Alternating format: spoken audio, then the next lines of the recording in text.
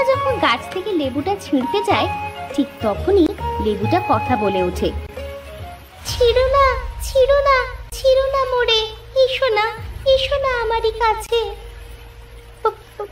বর্দি, মেজদি, দেখো না, এই লেবুটাই কথা বলছে। তাই তো দেখছি রে। ভয় পেও না কন্যারা, আমি তোমাদের কোনো ক্ষতি করব না, কিন্তু তোমরা আমাকে ছুঁয়ো না। কেন ছোবো না আমরা তোমাকে? আর কেই বা তুমি? আমি হলাম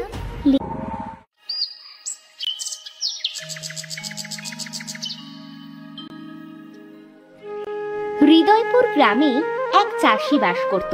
তার ছিল 3 কন্যা। চাষি গরিব থাকায় 3 কন্যাকে নিয়ে চাষির যেন চিন্তা শেষ ছিল না। বউ, ও বউ, বাড়িতে তো কাউকে দেখছি না। ও বউ, কোথায় গো তুমি? কি হয়েছে?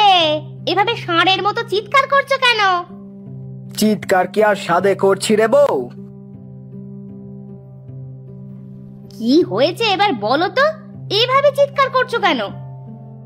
বলছি আমি একটু বাজারে যাচ্ছিলাম, বাড়িতে কি রান্নার মতো কিছু আছে? তুমি জানো না, তেল, ঝাল, পেঁয়াজ কিচ্ছুটি নেই বাড়িতে। এত কিছু কেনার টাকা যে আমার কাছে নেই বউ। আচ্ছা, তাহলে তুমি একটু তেল আর কিছু পেঁয়াজ নিয়ে এসো। মেয়ে 3টাকে বলবো জঙ্গল থেকে ঝাল আনতে। নীরব একটা থলে নিয়ে বাজারে চলে যায়। এমন সময় নীরবের 3 মেয়ে বাড়িতে আসে। মা, ও মা, আমাদের 3 বোনের গোসল করা শেষ, এবার আমাদের কিছু খেতে দাও। মা, আজ বড্ড খিদে পেয়েছে গো। বাড়িতে চিড়ে ছাড়া কিচ্ছুটি নেই। আচ্ছা মা, আমরা চিড়েই খেয়ে নেব।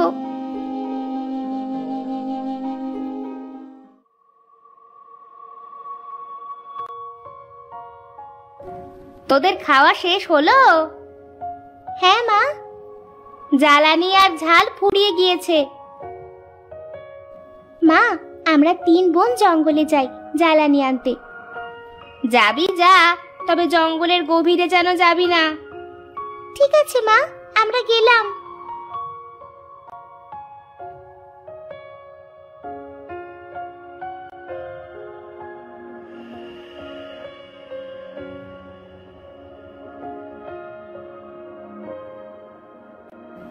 এরপর তারা 3 বোন গল্প করতে করতে জঙ্গলে চলে আসে। এই, আমরা জঙ্গলে চলে এসেছি। এই জঙ্গলটা কত দূর, হাঁটতে হাঁটতে পাটা ব্যথা করছে। সব কাজেই তো তোর কষ্ট ছোট। দেখেছো বর্দি, মেজদি আমার সাথে কেমন করে কথা বলছে। এই তোরা দুটো থাম তো। আমরা হাঁটতে হাঁটতে জঙ্গল থেকে কত দূর চলে এসেছি দেখেছিস? কিন্তু তেমন জ্বালানিও তো পেলাম না, ঝালও পেলাম না। দিদি চল, আমরা আরো ভিতরে যাই। মা জানলে তো বকবে রে দিদি। মা কিভাবে জানবে রে ছোট? আমি শুনেছি জঙ্গলের ভিতরে নাকি অনেক রকম ফল আছে। সত্যি বলছো? তাহলে চলো বর্দি।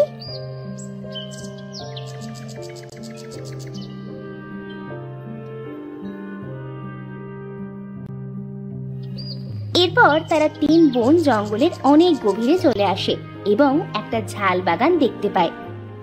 কত সুন্দর ঝাল গাছ, এত ঝাল আমি আগে কখনো দেখিনি। এখান থেকে অনেকগুলো ঝাল তুলবো, সেগুলো বিক্রি করে মাছ কিনবো। তুই ঠিকই বলেছিস দিদি, অনেক দিন মাছ খাওয়া হয় না।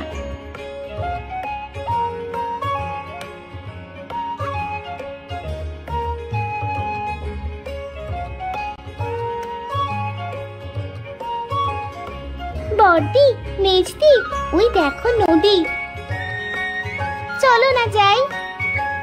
আচ্ছা চল।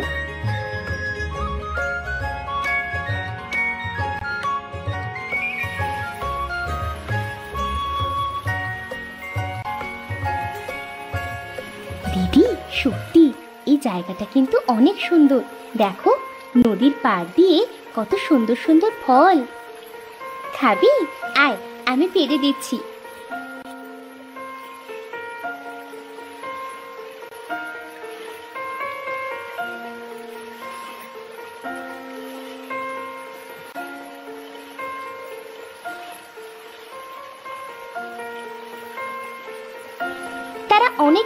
ফল পেড়ে খায়। হঠাৎ লিলির চোখ পড়ে একটা লেবু গাছে। এই দিদি, ছোট, দেখ দেখ কত সুন্দর এই লেবুটা, কত বড়!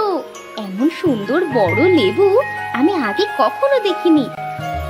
বড়দি, ওই লেবুটা আমি পারবো? আচ্ছা, পার। মনিকা যখন গাছ থেকে লেবুটা ছিঁড়তে যায়, ঠিক তখনই লেবুটা কথা বলে ওঠে। ছিঁড়ো না, ছিঁড়ো না, ছিঁড়ো না মোড়ে, এসো না, এসো না আমারই কাছে। বড়দি, মেজদি, দেখো না, এই লেবুটাই কথা বলছে। তাই তো দেখছি রে। দিদি, আমারও তো ভয় করছে। ভয় পেও না কন্যারা, আমি তোমাদের কোনো ক্ষতি করব না, কিন্তু তোমরা আমাকে ছুঁয়ো না। কেন ছোবো না আমরা তোমাকে? আর কেই বা তুমি? আমি হলাম লেবু কন্যা রেশরি।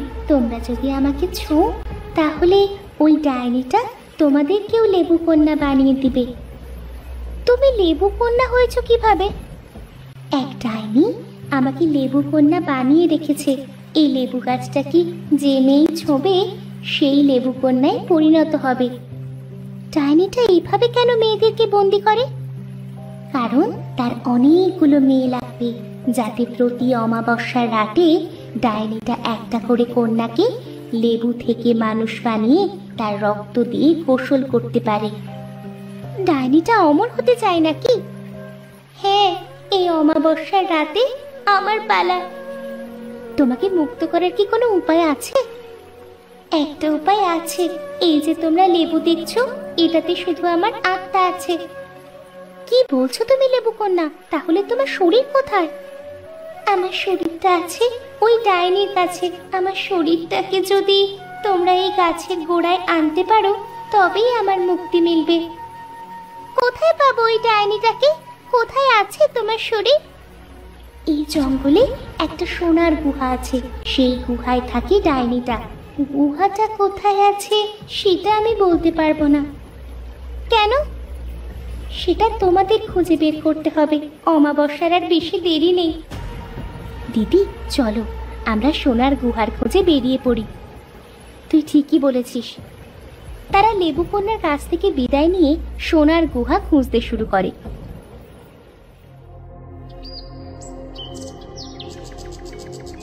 সোনার গুহা খুঁজতে খুঁজতে তারা একটা বৃদ্ধাকে দেখতে পায়। এই গভীর জঙ্গলে এই বৃদ্ধা মহিলাটা কি করছে? চল তো কি। আমার বড্ড পানি তৃষ্ণা পেয়েছে, আমাকে কি তোমরা একটু পানি খাওয়াবে? মেজো, ছোট, দেখ তো কোথাও পানি পাস কিনা। আমি বুড়িমার কাছে থাকছি। ঠিক আছে বর্দি, আমরা পানি আনতে যাচ্ছি।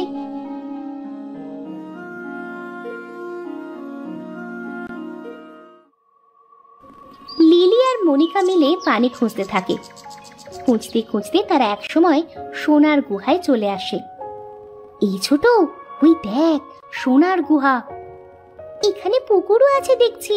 আগে বুড়িমাটাকে পানি খাইয়ে তারপরে আমরা গুহার ভিতরে যাব। ঠিকই বলেছিস।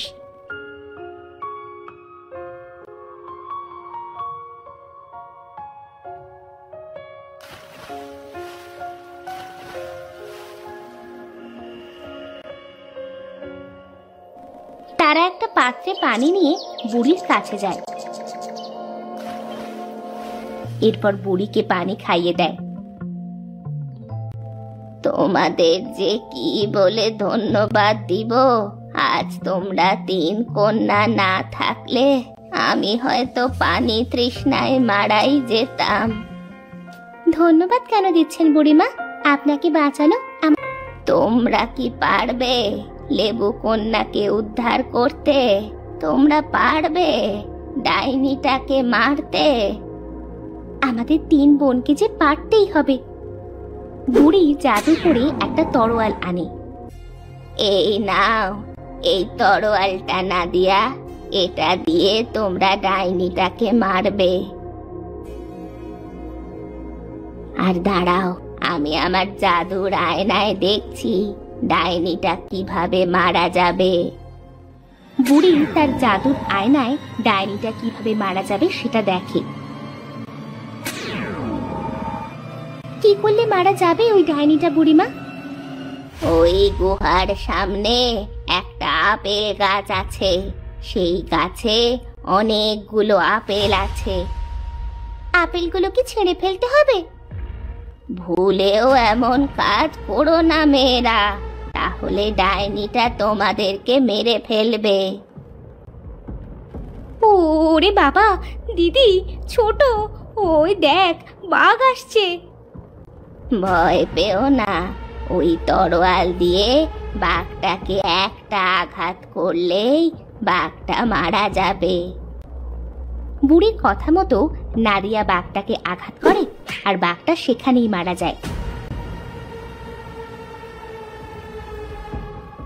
এবার আমার যাওয়ার সময় হয়েছে। শোনো, ওই আপেল গাছে একটা আপেল আছে, সেটা সোনার। এই আপেলটা ভাঙতে পারলেই ডাইনিটা মারা যাবে। আমি আসি তাহলে। বুড়ি তাদের কাছ থেকে বিদায় নিয়ে চলে যায়। এরপর তারা 3 বোন সোনার গুহায় যায়।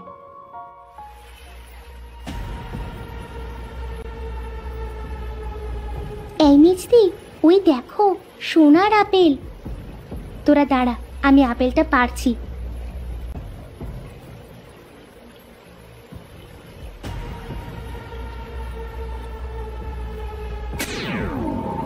তোদের এত বড় সাহস, আমার গাছ থেকে আপেল পারিস? দিয়ে দে, আমার সোনার আপেল দিয়ে দে আমায়। না, এটা আমরা কিছুতেই দিব না। শয়তান ডাইনি, তোকে তো আজ আমরা ছাড়ছি না। আজ তোকে মরতে হবে আমাদের 3 বোনের হাতে। তোরা 3 বোন মারবি আমাকে? তোরা ওই সোনার আপেল ভাঙতে পারলে তো? এ কি, তোরা এই তরোয়াল কোথায় পেলি? দিয়ে দে, দিয়ে দে বলছি তরোয়ালটা। ওই বুড়িটাকে তো আমি ছাড়ছি না। তোদের জাদুর তরোয়াল দিয়েছে, এত বড় সাহস! নাদিয়া আস্তে আস্তে লিলি আর মনিকাকে বলে, তোরা ডাইনিটাকে আটকা, আমি আপেলটা ভেঙে ফেলছি। লিলি আর মনিকা ডাইনির সাথে নানানভাবে লড়াই করে।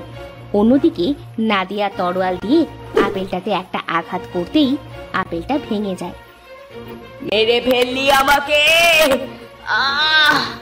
তোদের আমি ছাড়বো না। দিদি, ছোট, ডাইনিটা মারা গেছে। এবার লেবু কন্যার শরীরটা আমাদের খুঁজে বের করতে হবে।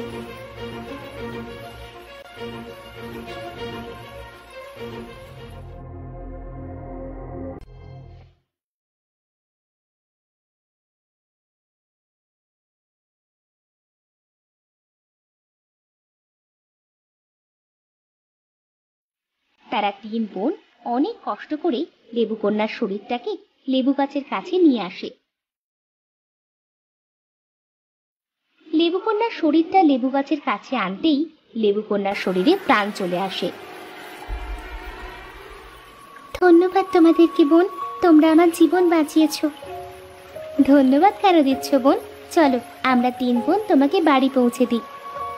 বাড়িতে গিয়ে আমি কি করব? আমার যে কেউ নেই, ডাইনিটা আমার পরিবারকে মেরে ফেলেছে। তাহলে তুমি আমাদের সাথে চলো, তুমিও আমাদের বোন। মেজদি ঠিকই বলেছে রেশরিদি। ঠিক আছে, আমি যাব।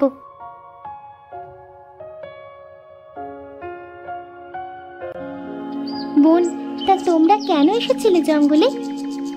বোন, আমরা যে অনেক গরিব, জঙ্গলে জ্বালানি আর ঝাল খুঁজতে এসেছিলাম। তোমাদের সব কষ্ট আমি দূর করে দেব বোন। নাদিয়ারা 3 বোন ও লেবু কন্যা একসাথে গল্প করতে করতে বাড়িতে চলে আসে। এ কি, তোদের আসতে এত দেরি হলো কেন? নাদিয়া তার মাকে সব বলে। আহারে, তোমার খুব কষ্ট হয়েছে তাই না মেয়ে? হ্যাঁ মা। তুমি আমাকে মা বললে? জানো মা, ওর না কেউ নেই, সবাইকে ডাইনিটা মেরে ফেলেছে। কে বলেছে কেউ নেই? আজ থেকে তুমি আমাদের মেয়ে। তোদের মা ঠিক বলেছে, তুই আমার মেয়ে। আজ থেকে আমার 4 কন্যা। বাবা, আচ্ছা বাবা, তোমার হাতে ওটা লেবু? হ্যাঁ রে মা। আমার কাছে দাও।